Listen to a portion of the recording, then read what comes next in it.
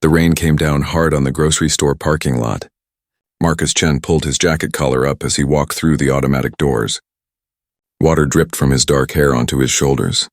It was Tuesday evening and the store was not very busy. Just a few people pushed their carts down the aisles. Marcus was 42 years old. He worked with computers, writing programs for a big company. His job paid well, but lately everything felt empty. He lived alone now. His wife had left him 6 months ago. The divorce papers were final last month. Now he came home to a quiet apartment every night. He ate dinner alone. He watched television alone. He went to bed alone. Tonight he needed groceries. Just the basic things. Bread, milk, eggs, coffee. Some frozen dinners for the week ahead. He did not cook much anymore. What was the point of cooking for one person? Marcus walked through the store quickly. He knew where everything was. He had been coming to this store for 3 years. He grabbed what he needed and headed to the checkout lanes. Only 3 lanes were open. He picked the shortest line and waited. That was when he saw them. A woman stood in front of him with a young girl. The woman looked tired, very tired. She had brown hair pulled back in a messy ponytail. Her clothes were clean but worn. She wore a jacket that had seen better days. Her shoulders slumped forward like she carried a heavy weight. The little girl sat in the shopping cart, not in the basket part, but in the special seat at the front where small children usually sat. But this girl was bigger, maybe 8 or 9 years old. She wore metal braces on both legs. The braces went from her ankles up to her knees. They shined under the bright store lights. The girl held a stuffed rabbit. The toy was old and worn. One of its ears was almost falling off. The girl clutched it close to her chest. Her big brown eyes looked around the store. She seemed to see everything. Her gaze was sharp and aware. Marcus noticed the items in their cart. Store-brand cereal, the cheapest kind of bread, a bag of rice, some canned vegetables, a small package of chicken, a bag of apples, 1 package of cookies, nothing fancy, just simple food. The woman started putting items on the conveyor belt. She moved slowly like her arms were heavy. The girl watched her mother work. She did not speak. She just held her rabbit and watched. The cashier scanned each item. Beep, beep, beep. The sound was steady and rhythmic. The total grew on the small screen. $20, $40, $60. The numbers kept climbing. Finally, the cashier finished. "That will be $87.43, she said. The woman reached into her purse. She pulled out a credit card. Her hand shook a little as she inserted it into the card reader. She waited. They all waited. The machine beeped. The screen showed red letters. Declined. The woman's face turned red. "Oh," she said softly. "Can I try again?" "Sure, honey," the cashier said. She had gray hair and kind eyes. The woman tried the card again. She pressed the buttons carefully. She waited. Marcus watched her shoulders tense up. The machine beeped again. "Declined." "I'm so sorry," the woman said. Her voice cracked a little. "I thought there was enough. I'm so sorry." People behind Marcus started to shift their feet. Someone sighed loudly. Marcus could feel their impatience. It made him uncomfortable. "It's okay," the cashier said. "Do you want to put some things back?" The woman nodded. Her eyes looked wet. Was she going to cry? "Yes, I'm sorry. Emma, sweetie, we need to put some things back, okay?" The little girl, Emma, looked at her mother. "Why, Mommy?" Her voice was quiet and soft. "We need to save our money, baby. It's okay. We'll get them next time." The woman started looking at the items. She picked up the bag of apples. She handed them to the cashier. "These," she said. Then she picked up the cookies, the ones that were probably meant as a treat for Emma. "These too." Emma watched the cookies go back. Her face did not change, but Marcus saw something in her eyes. Disappointment. She had been looking forward to those cookies. The woman kept going. She picked up the chicken. "Can we do the chicken?" She looked at the cashier. "I'll get something else for protein." The fresh fruit went back. The nicer cereal went back. The woman kept the cheapest items and returned anything that cost more. Marcus watched her have to choose between feeding her daughter well and having enough money. Behind him, someone groaned. "Come on," a man's voice said. "Some of us have places to be." Marcus turned and looked at the man. He was young, maybe 25. He wore expensive sneakers and held energy drinks in his hands. Marcus felt anger rise in his chest. This man had no idea what this woman was going through. He turned back to the woman. She was still sorting through items. Her hands shook now. Emma sat very still in the cart. She watched everything with those big, understanding eyes. She seemed to know that this was hard for her mother. Something inside Marcus shifted. He thought about his own mother. She had raised him alone after his father died. Marcus remembered times like this. Times when his mother had to count every penny.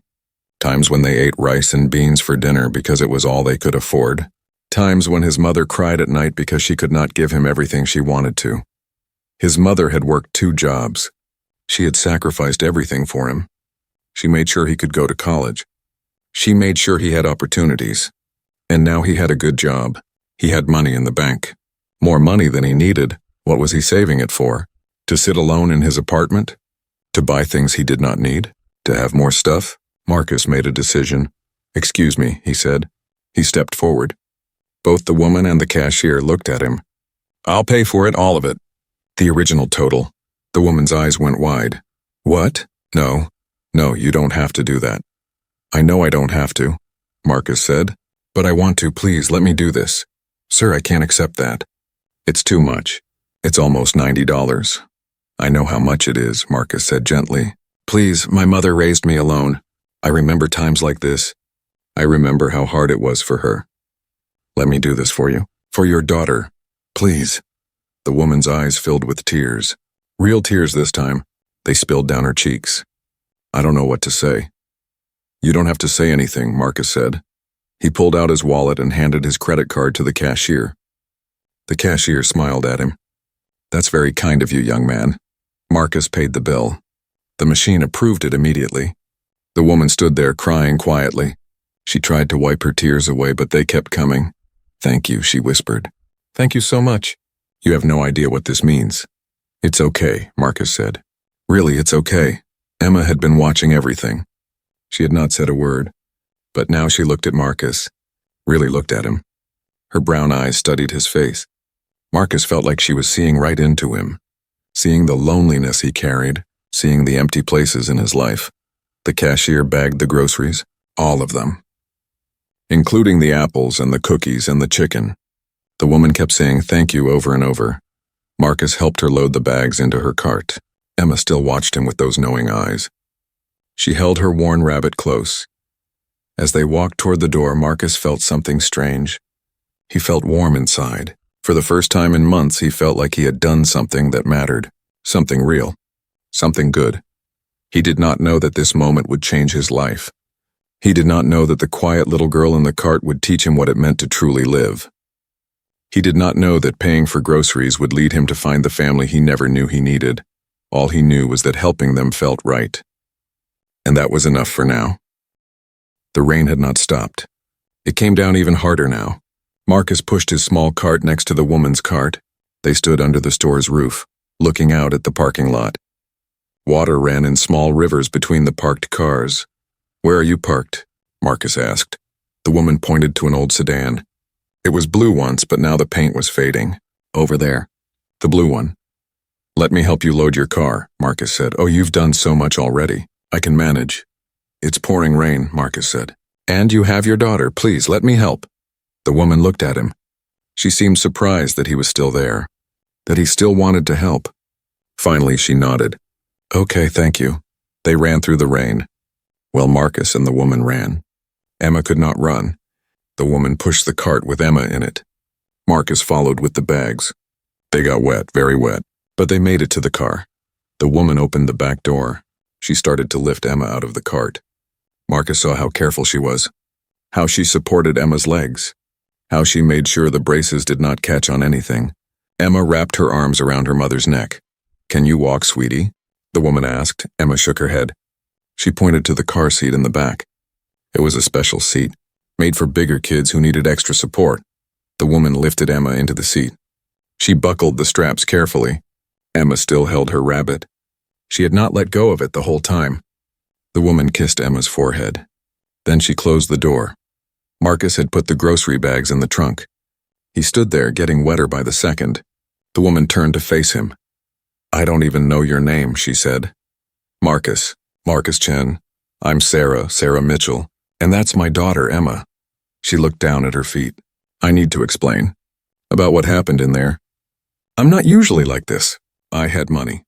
I really did. But my card, the bank must have frozen it. I don't know why.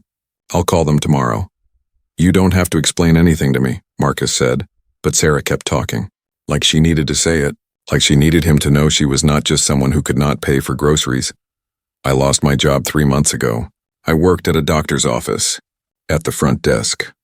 But they had to let people go. I was one of them. She wrapped her arms around herself. Emma has cerebral palsy. Do you know what that is? Marcus nodded. A little bit. It affects her legs mostly. She needs physical therapy, twice a week. And she needs special equipment, braces, a walker. The insurance covers some of it, but not all. And now with no job, it's hard. Really hard. Have you found new work? Marcus asked. I work nights now. At a warehouse. Stocking shelves. It's not much money, but it's something. My neighbor, Mrs. Chen, she watches Emma while I work. I pay her what I can. Marcus felt his heart hurt for her. She was trying so hard, working at night, taking care of Emma during the day. When did she sleep? I'm going to pay you back, Sarah said suddenly. I promise. I don't know when, but I will. Every penny. Please don't worry about that. I have to worry about it. I'm not a charity case. I work hard. I take care of my daughter. I just had a bad moment. That's all. Emma tapped on the car window. Both Marcus and Sarah turned to look. Emma was trying to say something. Her lips moved, but Marcus could not hear her through the glass. Sarah opened the door a crack. What is it, baby? Emma pointed at Marcus. Then she pointed at her mother. Then she did something that surprised them both. She reached out her hand toward Marcus. Her hand shook a little, the way it did when she tried to do things that required careful movement, but she held it out, waiting. Marcus stepped closer. He took Emma's small hand in his. Her skin was soft and warm. Emma pulled his hand closer. Then she did something amazing. She placed his hand on top of her mother's hand. She put their hands together, and she smiled. A big, real smile, Sarah gasped. Emma, honey, what are you doing? Emma did not answer with words. She could not. But she hummed, a soft, happy sound. She looked at Marcus with those big brown eyes. And in that look, Marcus saw something. Acceptance. Trust. Understanding. She likes you, Sarah said softly. Emma doesn't warm up to people easily, especially men. Her father. He left when Emma was 2.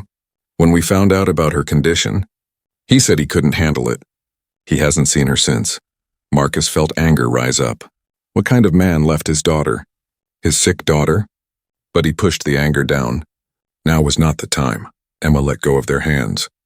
She reached into a small bag beside her. She pulled out a notepad. It was the kind kids use for school. The pages were worn. She had used this notepad a lot, Sarah explained. Emma is mostly nonverbal. She can say some words, but it's hard for her. So she writes. Or she uses signs. She's very smart. She understands everything. She just has trouble getting the words out.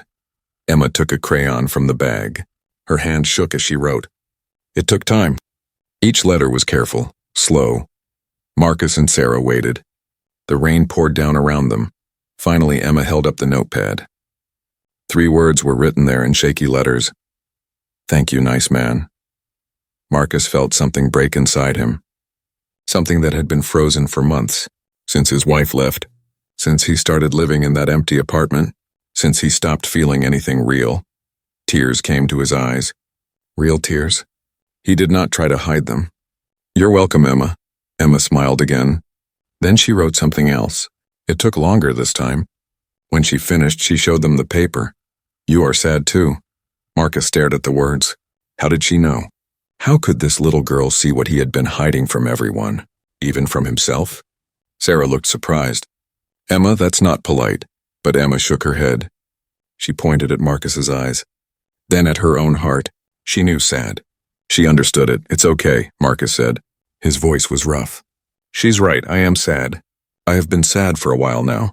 Sarah looked at him with new understanding. I'm sorry. Don't be. I'm the one with the easy life. Good job, nice apartment. No one depending on me. He laughed, but it was not a happy sound. Turns out having everything doesn't mean much when you have no one to share it with.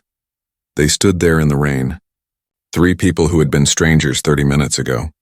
Now connected by a moment of kindness, a moment of truth, Emma wrote again. This time the message was simple.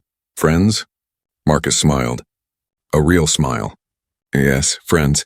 Sarah pulled out her phone. Her hands were shaking. From the cold or emotion, Marcus could not tell. Can I have your number? I want to pay you back. And maybe Emma would like to see her new friend again sometime. Marcus surprised himself. Usually he kept to himself. He did not make new friends. He especially did not get involved in other people's problems. But something about Sarah and Emma felt right. Felt important. He gave her his number. She sent him a text so he would have hers. Call me if you need anything, he said. I mean it. Anything at all, Sarah nodded.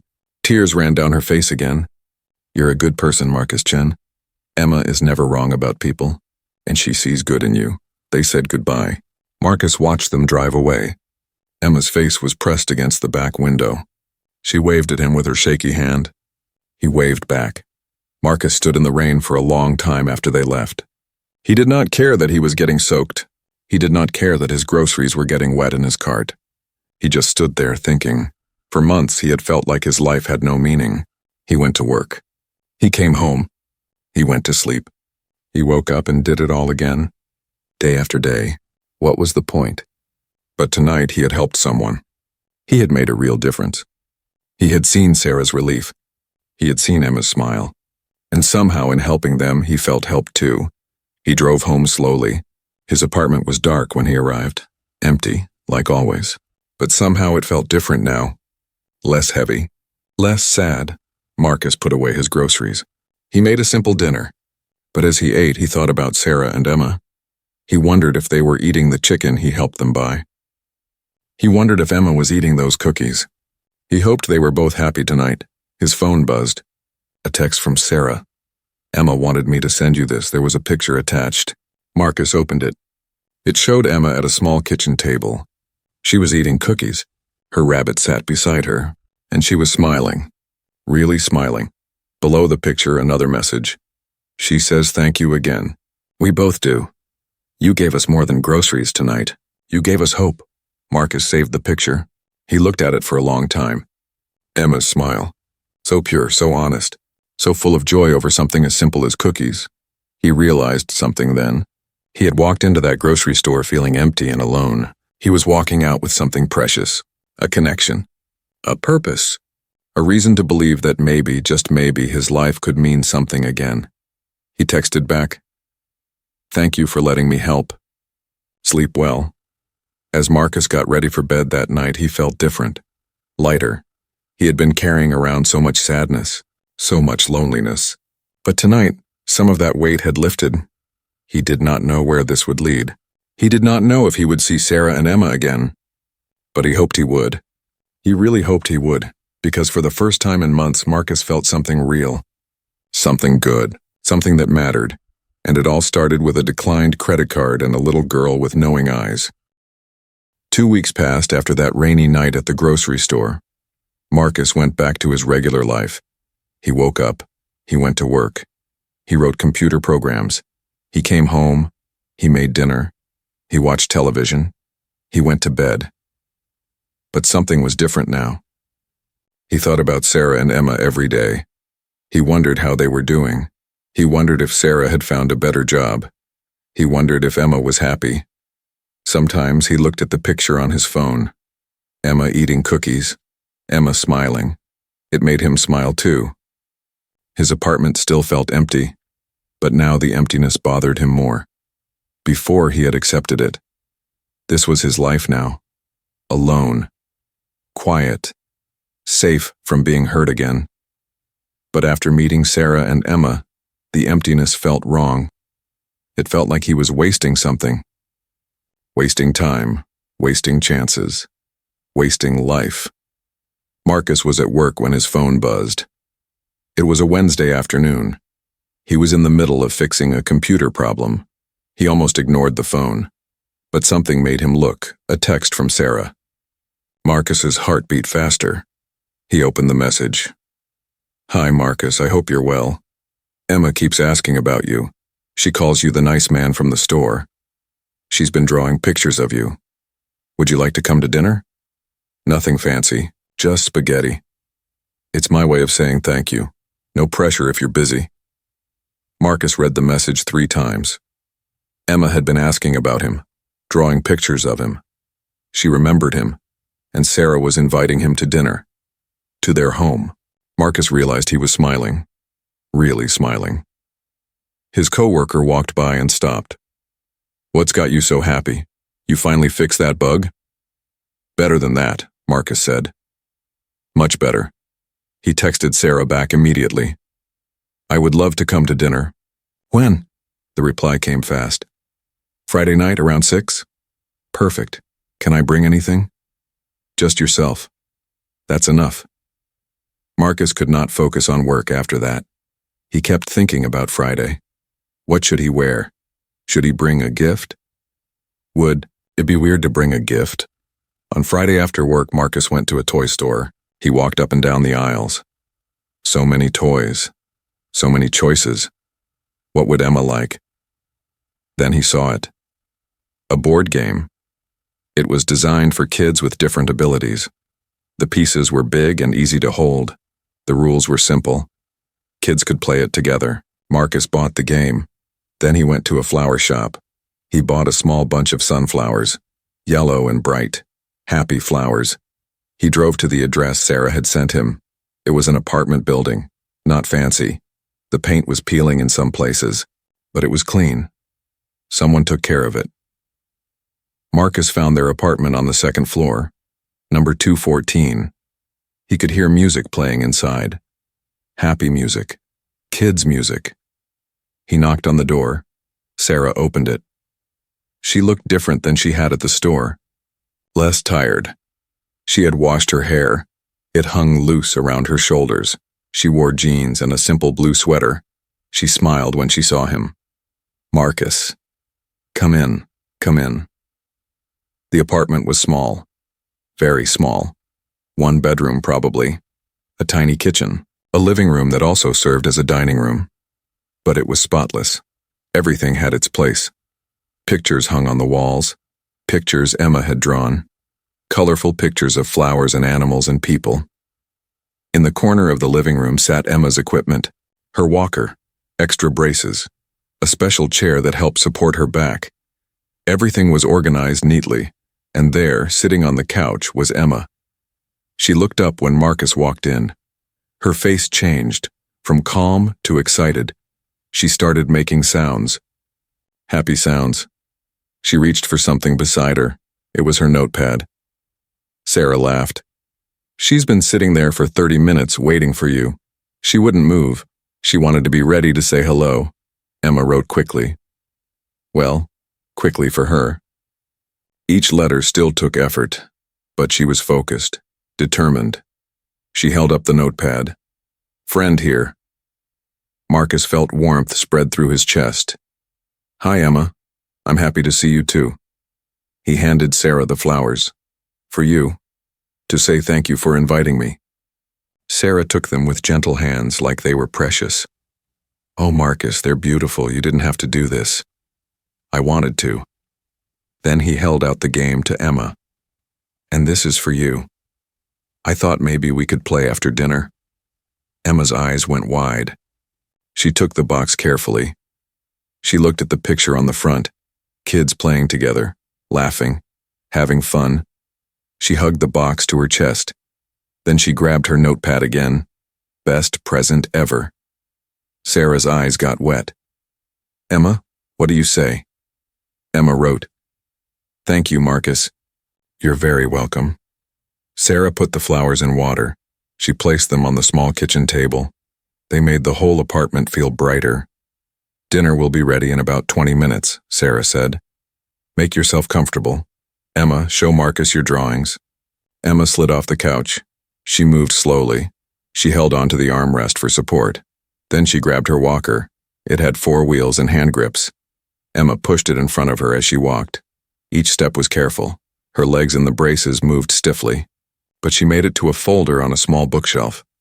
She pulled out the folder and brought it back to the couch. She patted the seat next to her. Marcus sat down. Emma opened the folder.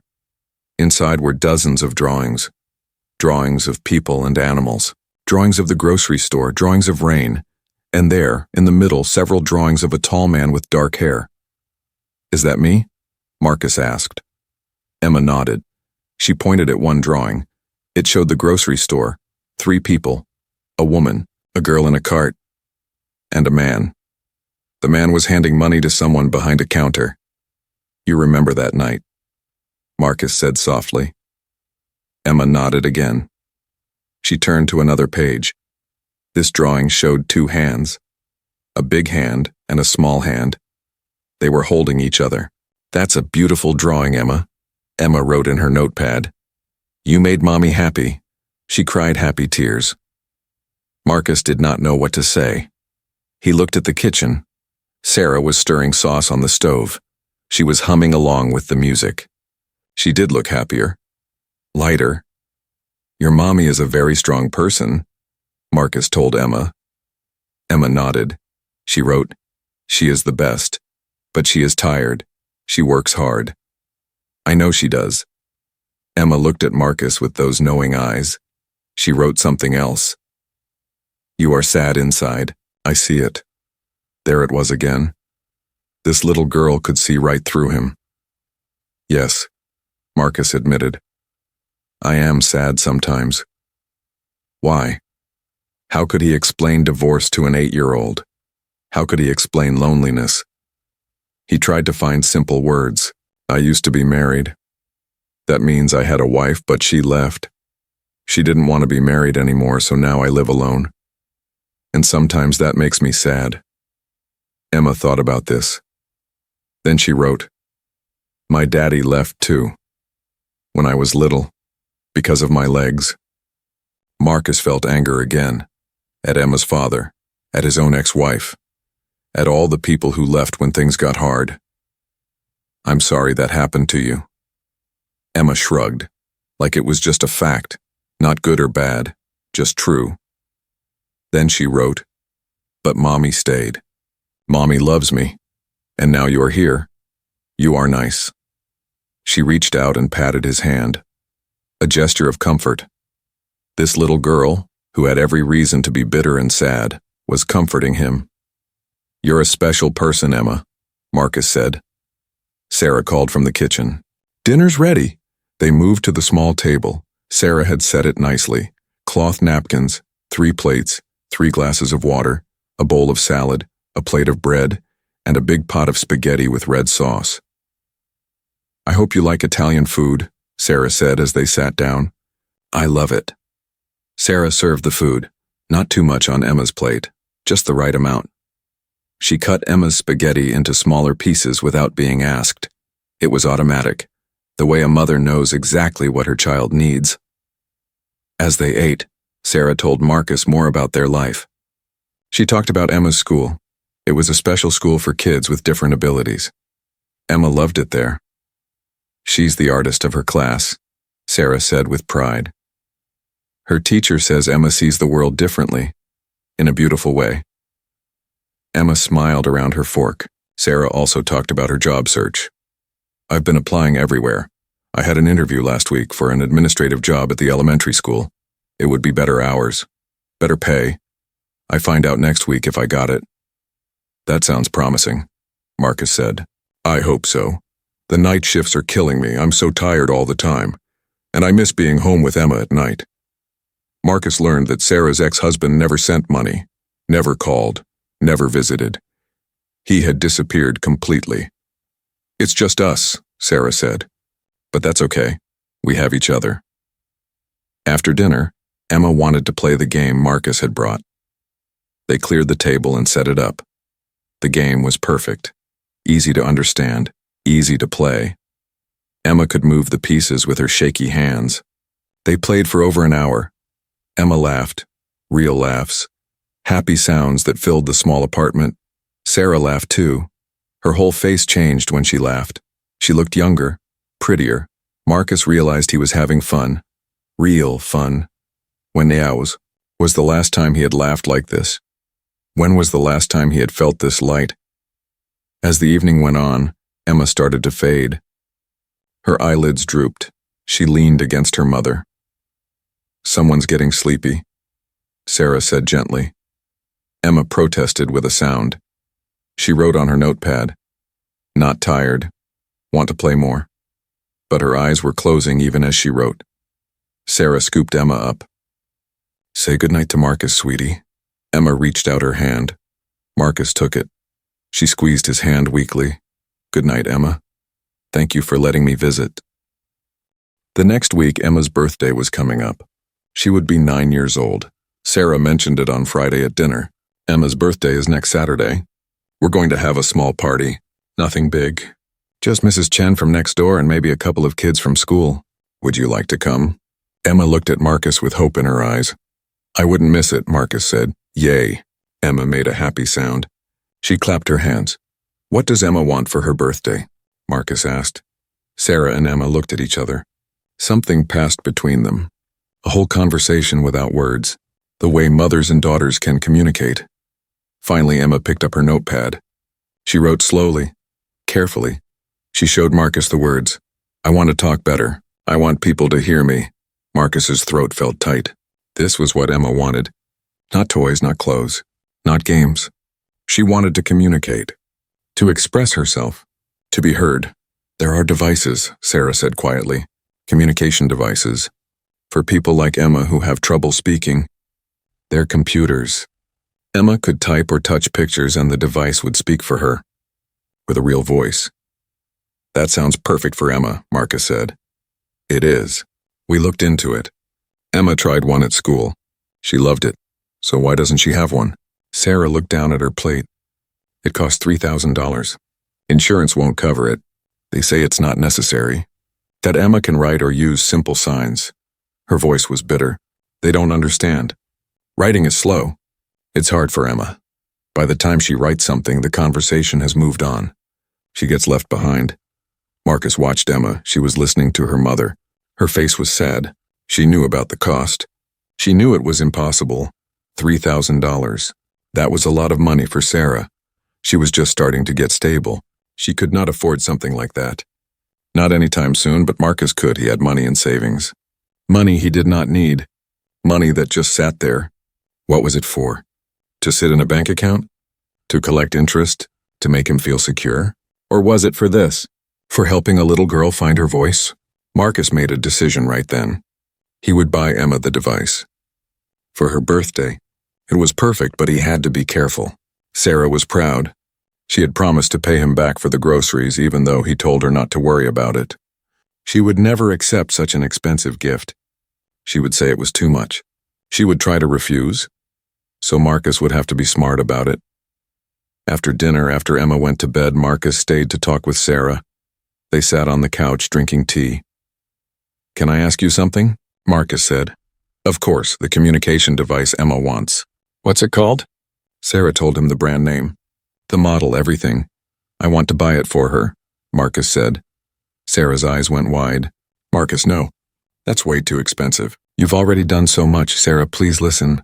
I have the money. I don't need it for anything. I don't have kids. I don't have a family. That money just sits there. But it could change Emma's life. It could give her a voice. I can't let you do that. Why not? Because it's too much. $3,000 is too much. You already paid for our groceries. You drive us places. You spend all this time with us. I can't take more from you. You're not taking anything. I'm giving." "There's a difference." Sarah stood up. She walked to the window. Her shoulders were tense. "You don't understand. My whole life I've had to depend on myself. I've had to be strong. I've had to take care of Emma alone. I can't just accept charity. I can't be weak." Marcus stood too. He walked to her. "Sarah, look at me," she turned. Her eyes were wet. "Accepting help is not weakness. It's wisdom. It's grace.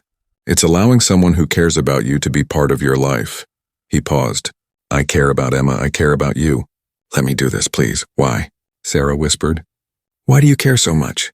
We're nobody. Just a struggling single mom and her disabled kid. Why us? Because you're not nobody. You're the most real thing in my life. Before I met you, I was just existing. Going through motions. I had no purpose, but now I have a reason to get up in the morning. I have somewhere I want to be, someone I want to see. You and Emma gave me that, so please. Let me give something back, Sarah cried then. Really cried. Marcus held her while she sobbed. All the stress, all the worry, all the exhaustion, she let it out. It's so hard, she said into his shoulder. Being alone, being responsible for everything. Being strong all the time, I know. But you don't have to be alone anymore. I'm here. I'm not going anywhere, she pulled back and looked at him. Promise? I promise, Sarah wiped her eyes.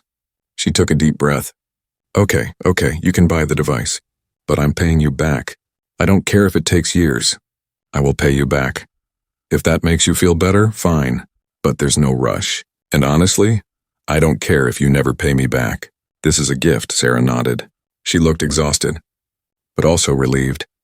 Like she had been carrying a heavy weight and finally put it down. Marcus left that night with a mission. He would order the device. He would set it up. He would program it.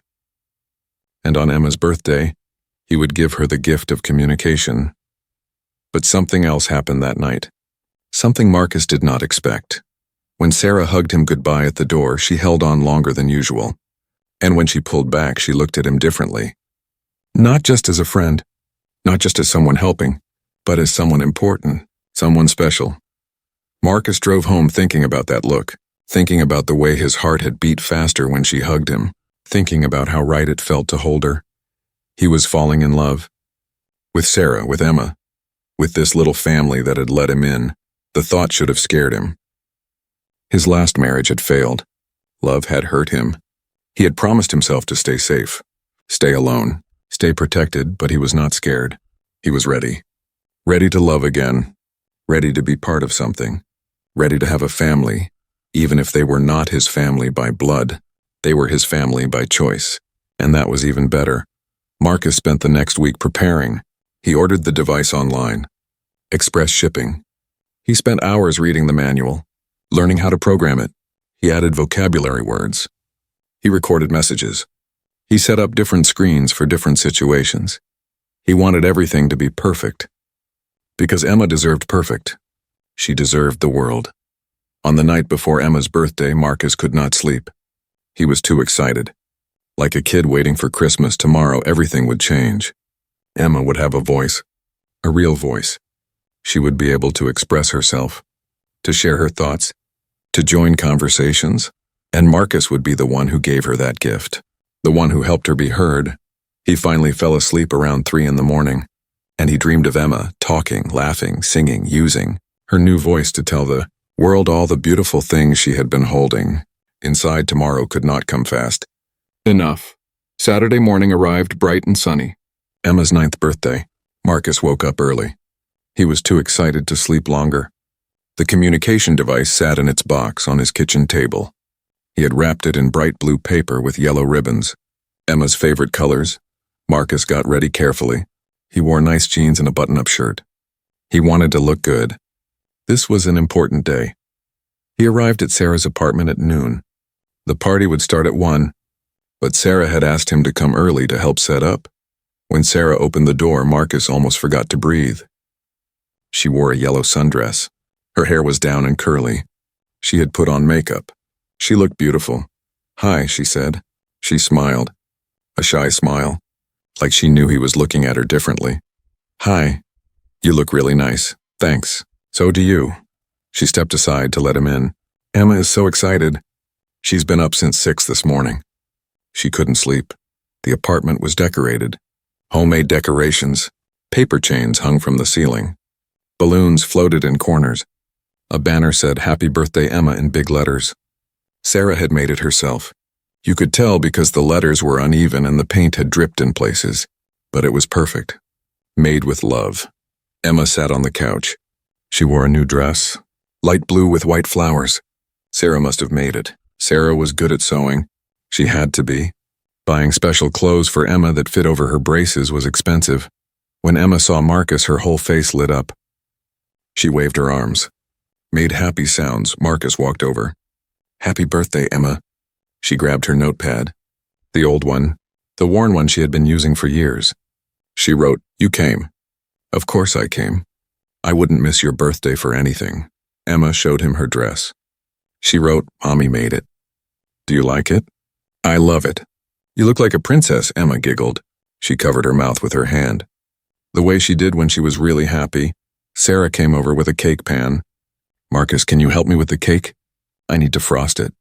In the tiny kitchen, Marcus helped Sarah frost the chocolate cake. She had baked it from scratch. "No box mix. Real cake." "You didn't have to do all this," Marcus said. "We could have bought a cake.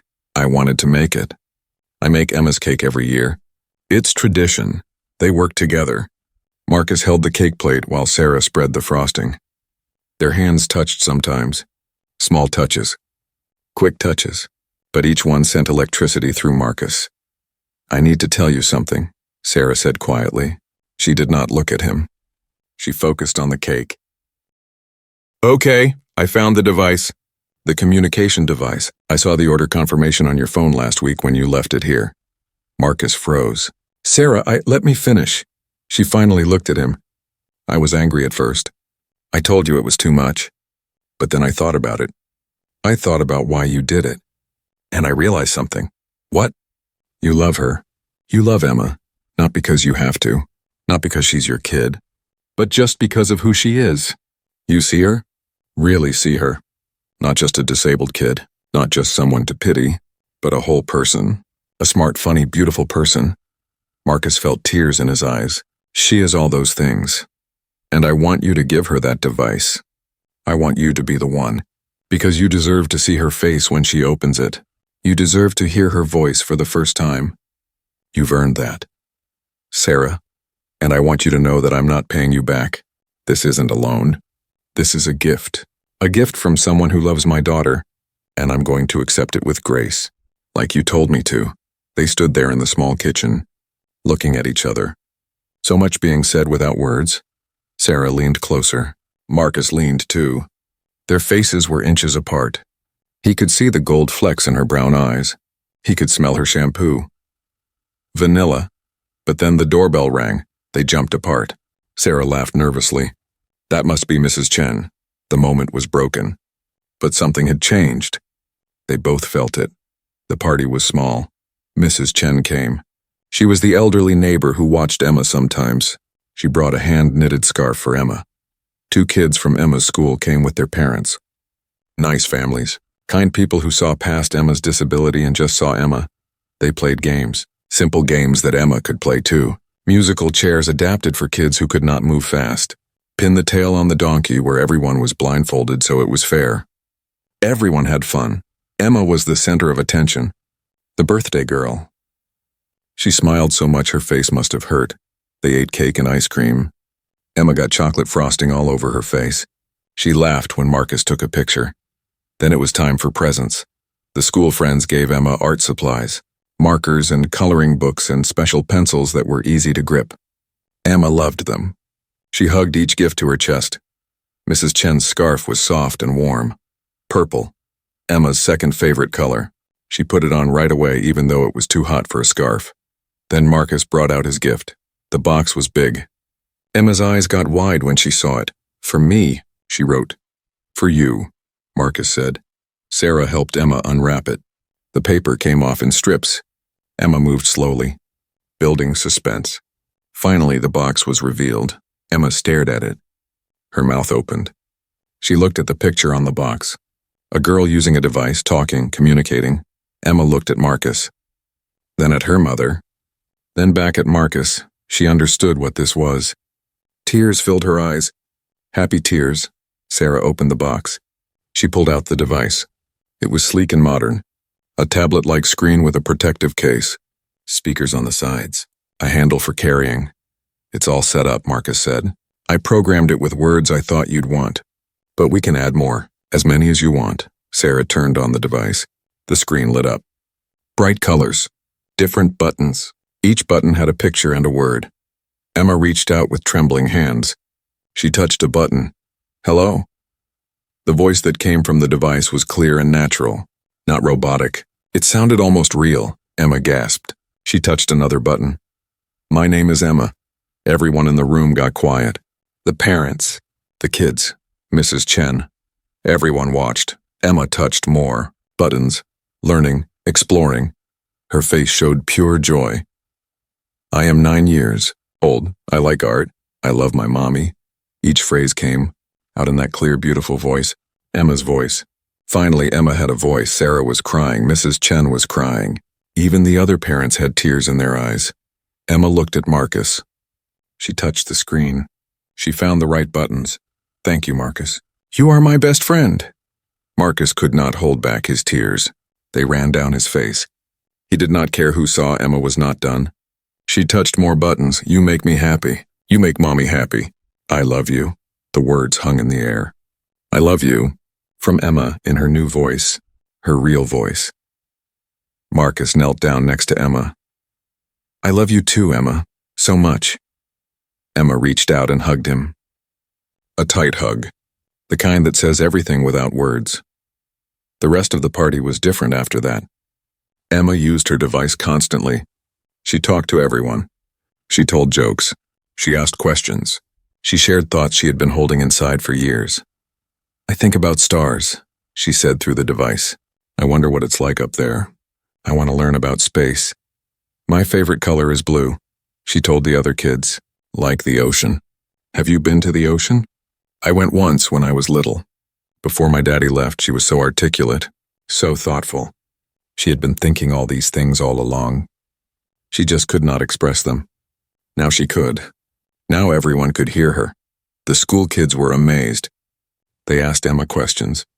Real questions. And Emma answered. She joined the conversation. She was not on the outside anymore. One of the girls said, Emma, you're so smart. I didn't know you knew so much about animals. Emma typed a response. I read a lot. I watched documentaries. I just couldn't tell people before.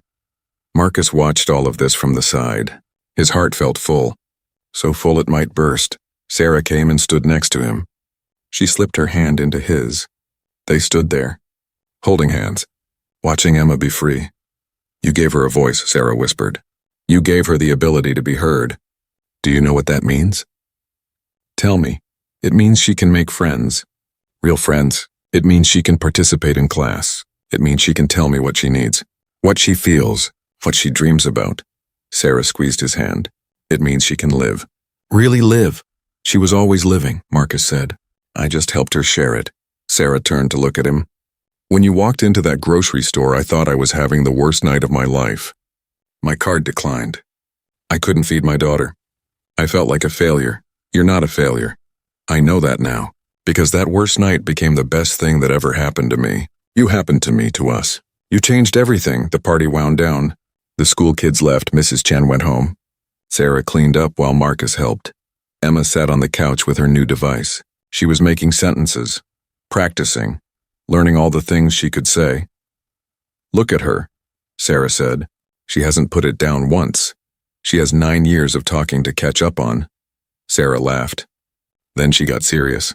Marcus, we need to talk about us. Marcus's heart beat faster. Okay, I think you know how I feel. I'm not good at hiding things. How do you feel? Sarah took a breath. I'm falling in love with you. Maybe I already have fallen. I don't know when it happened. Maybe in the grocery store. Maybe the first time you came to dinner. Maybe when I saw you helping Emma with her homework. But it happened. And I'm scared. Why scared? Because what if you leave? What if you decide this is too much? A single mom with a special needs kid? That's a lot. My ex-husband couldn't handle it. What if you can't either? Marcus took both her hands in his. Sarah, I'm not your ex-husband. I'm not going anywhere. I'm falling in love with you too. With both of you. You're not too much. You're exactly right. Are you sure? Really sure? I'm sure. These last few months have been the happiest of my life. I was so lonely before, so empty. But now I have you. I have Emma. I have a reason to wake up in the morning. I have a family. We're not your family. Not legally. You are my family. The family I chose. The family I want. The family I need. Sarah kissed him then. Really kissed him. Not a quick peck. A real kiss. Full of feeling. Full of promise. Full of hope. When they pulled apart, Emma was watching them. She was smiling. Her device sat in her lap. She touched buttons. Mommy and Marcus kissing, yay! They all laughed. Marcus and Sarah went to the couch. They sat on either side of Emma. Emma, Sarah said, Marcus and I, we like each other. More than friends. Is that okay with you? Emma nodded so hard her whole body moved. She used her device, I love Marcus. Marcus loves Mommy. Mommy loves Marcus. We are family now. This is the best birthday ever. I am so happy. Marcus felt tears again. Good tears. Happy tears. Tears of belonging. They sat there together. The three of them, a family. Maybe not a traditional family. Maybe not what anyone planned, but a real family. Built on love and choice and commitment. Outside, the sun was setting. The apartment filled with golden light. Emma played with her device.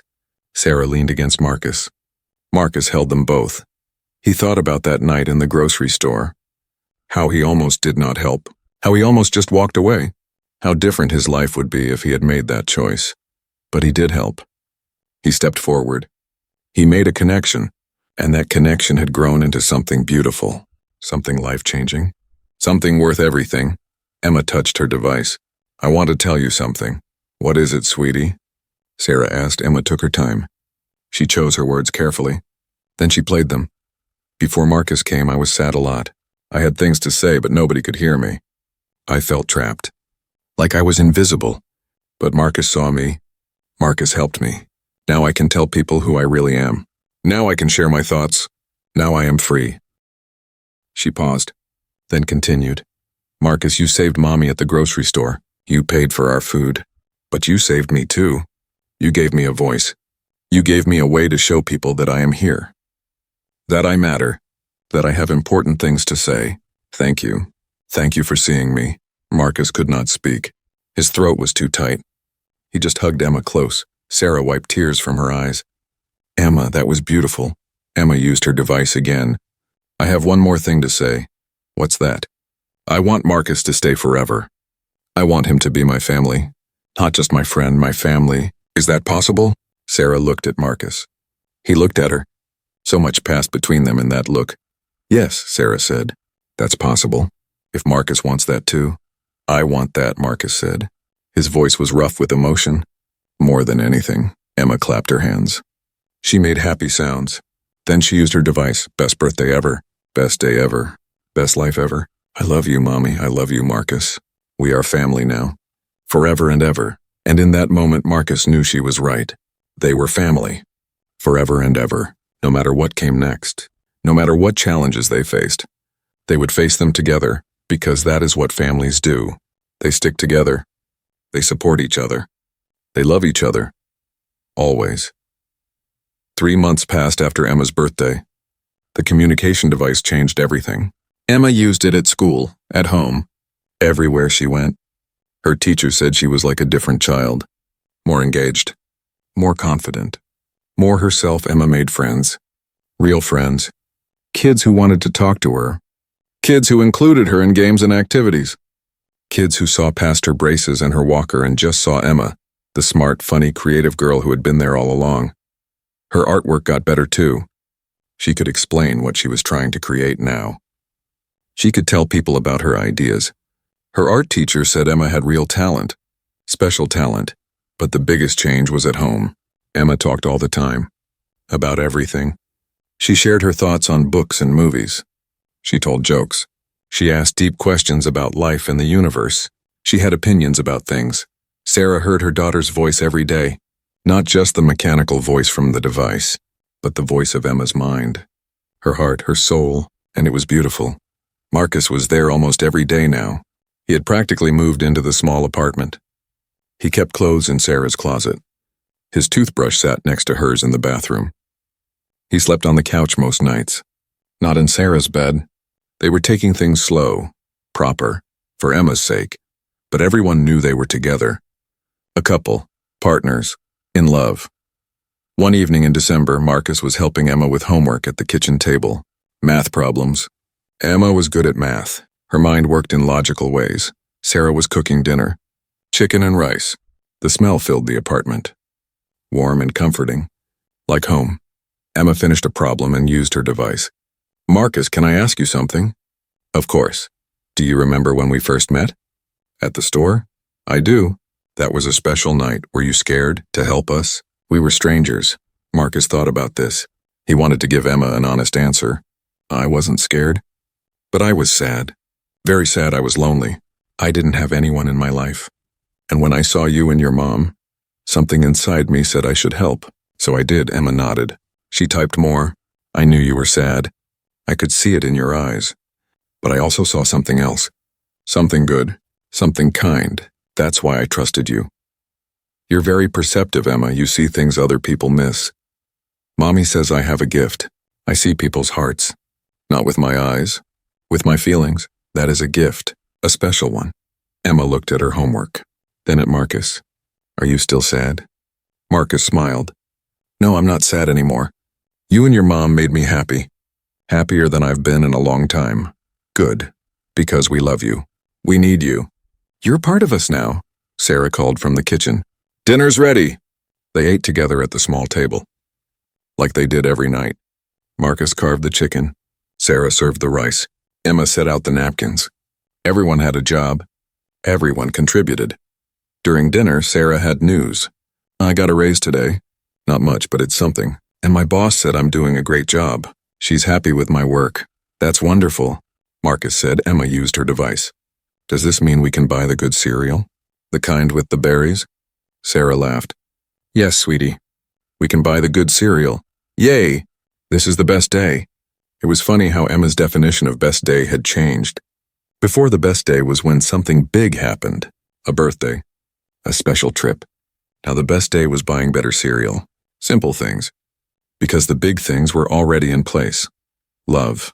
Family. Security. Those things made everything else better. After dinner, Marcus helped clean up.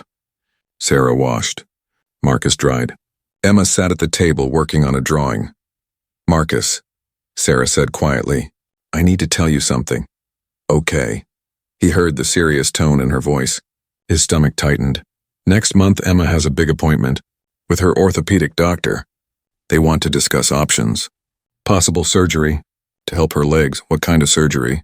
It's complicated, but basically, they would loosen some tight muscles, lengthen some tendons. It might help her walk better, maybe even walk without braces someday. Marcus remembered Emma saying she wanted to walk without braces. This could make that dream real. That sounds positive. It is, but it's also risky. Surgery is always risky, and the recovery would be hard. Months of physical therapy, pain. Emma would miss school. She'd have to work very hard. What does Emma think? She wants to do it. She's determined. But I'm scared. Sarah's hand shook as she washed a plate. What if something goes wrong? What if she doesn't improve? What if she ends up worse? Marcus took the plate from her. He set it down. He took her hands in his. They were wet and soapy. He did not care. Sarah, you're not alone in this. Whatever you decide, I'm here. I'll help with everything. The appointments. The recovery. The therapy, all of it. You don't have to carry this burden by yourself, but it's not your responsibility. She's my daughter. She's our daughter. Maybe not legally, not yet, but in every way that matters, she's ours. I love her like she's mine. Sarah's eyes filled with tears. Do you mean that? I mean it. Every word. Sarah hugged him. Right there in the kitchen, dish soap and all. They held each other while water ran in the sink. Emma's device spoke from the table. Are you guys hugging again? You do that a lot. They broke apart, laughing. Yes, we hug a lot, Sarah said. Is that okay? It's perfect. I love when you're happy. That night after Emma went to bed, Marcus and Sarah talked on the couch. Really talked. About the future. About their relationship. About what came next. I want to marry you, Marcus said. The words came out naturally, like he had been thinking them for months. Which he had. Sarah stared at him.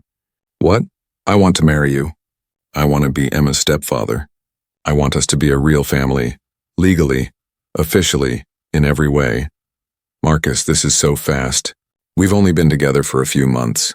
I know. But when you know, you know. I love you. I love Emma.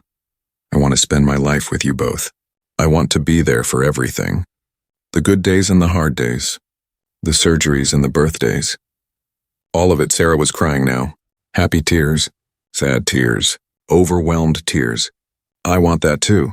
But are you sure? Really sure? Being a step-parent to a child with special needs is hard. Really hard. There will be doctor appointments and therapies, and sometimes Emma will have bad days. Days when she's frustrated and angry. Days when nothing goes right. I know. And I still want it. All of it. Because that's what love is. It's not just the easy moments. It's the hard ones too. It's showing up. Being present.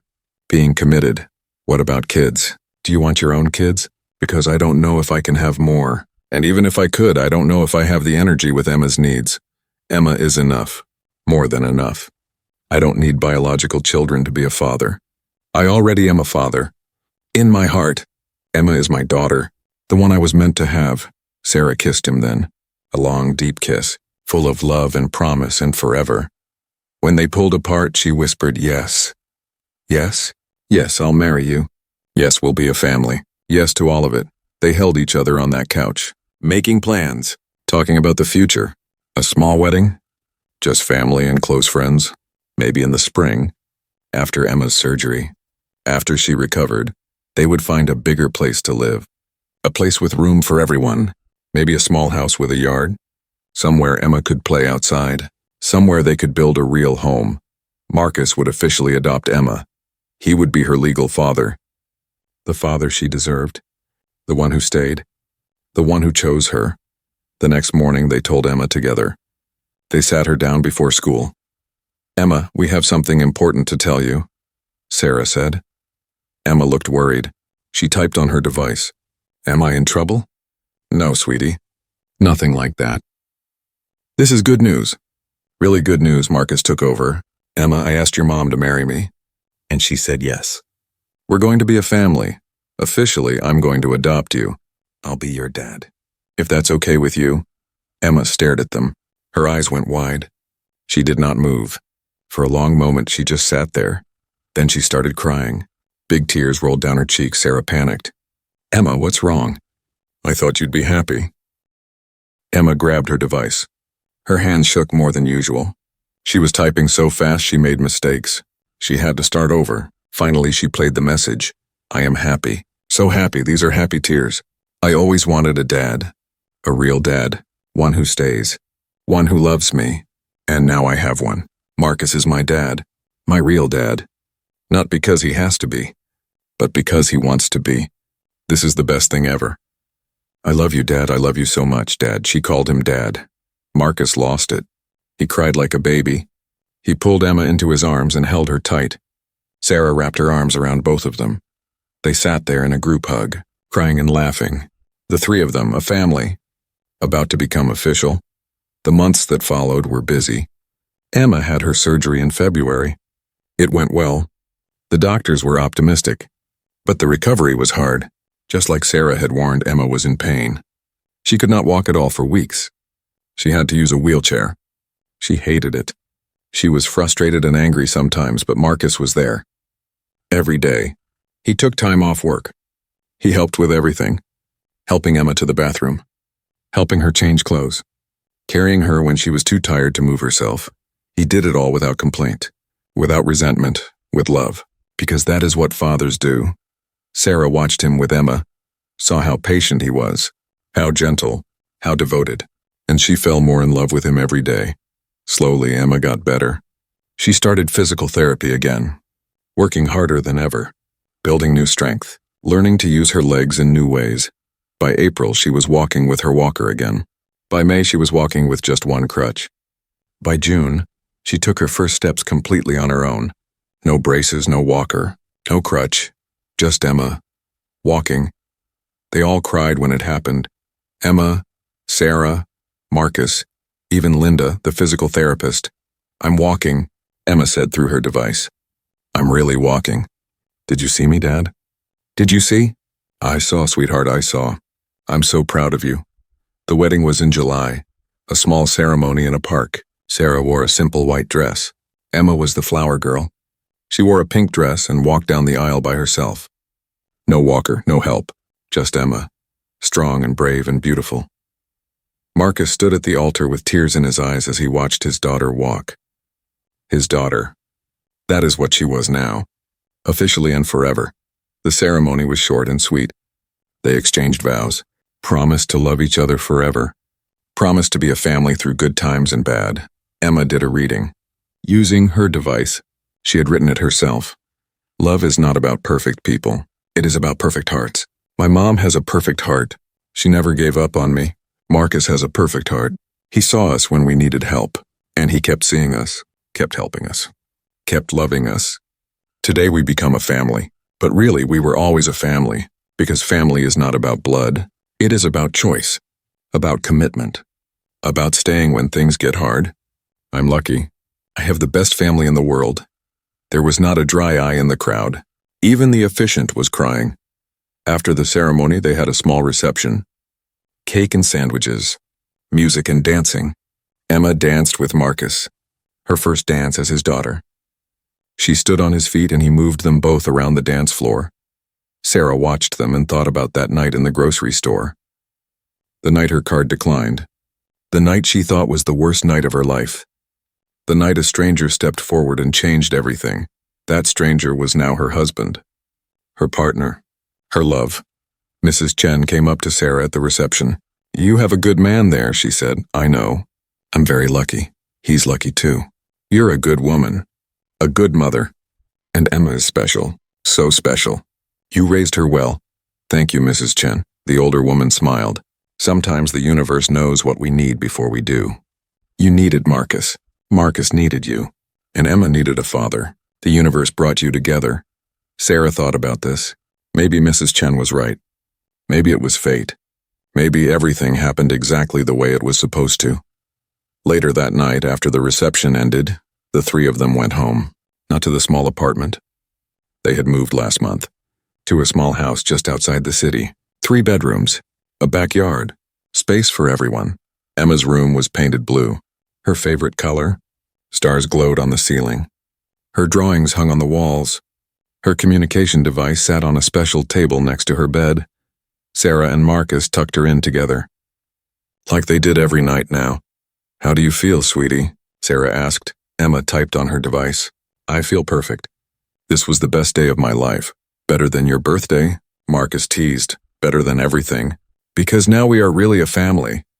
Forever and ever, Marcus agreed. He kissed her forehead. Good night, Emma. I love you. I love you too, Dad. Thank you for finding us. Thank you for staying. Thank you for being my dad. Sarah and Marcus went to their bedroom. In their house. Everything felt surreal. Like a dream. Can you believe this? Sarah said. Last year I couldn't pay for groceries. Now I'm married to an amazing man. We have a house. Emma can walk. Everything is perfect. Not perfect, Marcus corrected. Real. Real and beautiful in ours. They lay in bed holding each other, talking about the future, about Emma starting at a new school in the fall, about maybe taking a family vacation, about all the normal, wonderful things that families do. Do you ever think about that night? Sarah asked. In the grocery store. All the time. What made you help us, really? You could have just walked away. Marcus thought about this. He had asked himself the same question many times. I think I was looking for something. I didn't know what. My life felt empty, meaningless. I had everything but nothing that mattered. And then I saw you and Emma, and something clicked. Like I recognized you. Like I knew you were important. Do you believe in fate? I didn't, but I do now. I think we were meant to find each other. I think Emma was meant to be my daughter. I think you were meant to be my wife. I think all of it happened exactly the way it was supposed to. Sarah kissed him. I'm glad you helped us that night. I'm glad too. Best decision I ever made. The next morning, Marcus woke up early. He made breakfast for everyone. Pancakes, Emma's favorite. Emma came to the kitchen with her device. She had already been awake, working on something. Good morning, Dad, Marcus smiled. He would never get tired of hearing that word. Dad. Morning, sweetheart. Pancakes okay? Perfect. But first I want to show you something. Emma pulled up her device. She had typed a long message. She had been working on it for a while. It was important. She played it. Her mechanical voice filled the kitchen. I want to tell you a story. It's about a little girl who couldn't talk, who felt invisible, who watched the world happen around her but couldn't join in. She had things to say, important things, but nobody could hear her. Then one day her mom's credit card stopped working at a store. It was raining. Her mom was sad and scared. The little girl felt helpless. She couldn't fix it. She couldn't help. But then a stranger stepped forward, a man with kind eyes and a sad face. He helped them. He paid for their food. He didn't have to. He chose to. That man kept helping. He became a friend. Then family. He gave the little girl a voice. A way to share all the words she had been keeping inside. He gave her a father, someone who stayed, someone who loved her exactly as she was. That man saved the little girl, not just that night in the store, but every day after. He showed her that she mattered, that her voice was important, that she deserved to be heard. That little girl is me. That man is you, Dad. You saved me. You saved Mom. But do you know what? You saved yourself too, because you were lost. And we found you. We needed you. But you needed us just as much. We saved each other. That's what love is. That's what family is. Saving each other. Choosing each other. Every single day. Thank you, Dad. Thank you for paying for groceries that night. But thank you more for everything else. For staying. For loving us. For being our family. You gave me a voice, but you gave me something bigger too. You gave me a father, a real one, forever. By the end of the message, Marcus was crying again. Sarah had come into the kitchen. She was crying too. Emma looked at them both. She smiled her beautiful smile. Then she used her device one more time. I love you both so much. Now let's eat pancakes. I'm starving. They laughed through their tears. They sat down together, a family, eating breakfast, talking about the day ahead, making plans. Being together, Marcus looked around the table, at his wife, at his daughter, at this life he never knew he wanted, this life he almost missed. If he had walked past Sarah that night, if he had ignored the declined card, if he had minded his own business, none of this would have happened. He would still be alone, still sad, still wondering what the point of everything was. But he did not walk past. He stepped forward, he helped. And that one moment of kindness changed 3 lives forever. He learned something important that night. Something true and deep and powerful. Love is not about finding someone who needs you. It is about finding someone you need. Someone who makes you better. Someone who gives your life meaning. Someone who sees you. Really sees you. Sarah and Emma saw him. The real him. Not the successful businessman. Not the guy with money. But the lonely man who needed a family. Who needed purpose. Who needed love, and he saw them too. Not a struggling single mom and her disabled child, but strong, beautiful, amazing people who had so much to give, who had saved him just as much as he saved them. That is the truth nobody tells you about helping others. When you help someone, you help yourself. When you open your heart, you heal your own wounds. When you choose love, love chooses you back. Marcus Chen walked into a grocery store one rainy Tuesday evening. He was alone. He was sad. He was lost. He walked out with the beginning of a family, with purpose, with hope, with love, all because he chose kindness, all because he saw someone who needed help and decided to be the help they needed. And in helping them, he found himself. He found home. He found everything.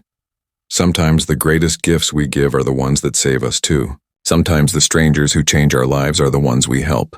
Sometimes the family we need is the family we choose. Marcus learned all of this from a little girl with knowing eyes. From a mother who taught him about strength, from a moment in a checkout line that became the rest of his life.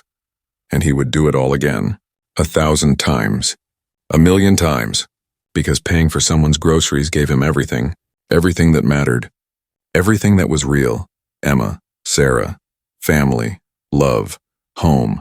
That is what $87.43 bought him. The richest man in the world could not buy anything better, and it all started with a declined card, a rainy night, and a choice to step forward instead of walk away. The best choice Marcus Chen ever made. Thank you, Dad. Thank you for paying for groceries that night. But thank you more for everything else. For staying. For loving us. For being our family.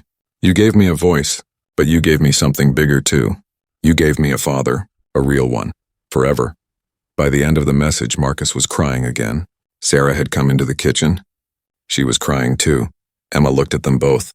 She smiled her beautiful smile. Then she used her device one more time. I love you both so much. Now let's eat pancakes. I'm starving. They laughed through their tears.